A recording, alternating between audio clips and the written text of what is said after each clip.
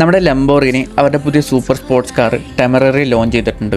ആദ്യം തന്നെ പറയട്ടെ, M5 G90 നമ്മൾ കണ്ട ആ ഒരു പ്ലഗ് ഇൻ ഹൈബ്രിഡ് സിസ്റ്റം തന്നെയാണ് ഇതിലും കൊടുത്തിരിക്കുന്നത്. ശരിക്കും പറഞ്ഞ വിഷമമാണ്, നമ്മൾ അത്രയും എക്സൈറ്റ്മെൻറ്റോടെ കണ്ട ഹൈ പെർഫോമൻസ് എഞ്ചിനൊക്കെ പ്ലഗ് ഇൻ ഹൈബ്രിഡ് ഇലക്ട്രിക് മോട്ടറായിട്ട് റീപ്ലേസ് ചെയ്യുന്ന കാണുമ്പോൾ നിങ്ങളുടെ ഒപ്പീനിയൻ കമൻറ്റ് ചെയ്തേട്ടോ. ഓക്കെ, നമുക്കിതിൻ്റെ എഞ്ചിനിലേക്ക് വരാം. മുന്നേ പറഞ്ഞ പോലെ ഒരു V10 V12 ഒന്നുമല്ല, പകരം ഒരു V8 ട്വിൻ ടർബോ എഞ്ചിനും പ്ലസ് 3 ഇലക്ട്രിക് മോട്ടറുമാണ് ഇതിന് കൊടുത്തിരിക്കുന്നത്. ഈ ഒരു എഞ്ചിനും മോട്ടറൊക്കെ കൂടി ഏകദേശം 1875 കിലോളം വെയിറ്റ് ഇതിന് വരുന്നുണ്ട്. പക്ഷേ പെർഫോമൻസിലേക്ക് വരുമ്പോഴാണ് ഈ ഒരു വെയിറ്റ് ഒന്നൊരു ഇഷ്യൂ ആവുന്നില്ല നമ്മൾ ആലോചിക്കുന്നത്. കാരണം ആ ഒരു എഞ്ചിനും മോട്ടറും കൂടി കമ്പൈൻ ചെയ്ത് ഏകദേശം 920 ഹോഴ്സ് ഓഫ് പവറും 10,000 Nm ഓഫ് ടോർക്കുമാണ് പ്രൊഡ്യൂസ് ചെയ്യുന്നത്. പിന്നെ ഇതിൻ്റെ സ്പീഡിലേക്ക് വരുമ്പോൾ 0 to 100 കവർ 2.7 സെക്കൻഡ്സ് മാത്രമാണ്. മാത്രമല്ല 343 km/h ആണ് ഇതിൻ്റെ മാക്സിമം സ്പീഡ്.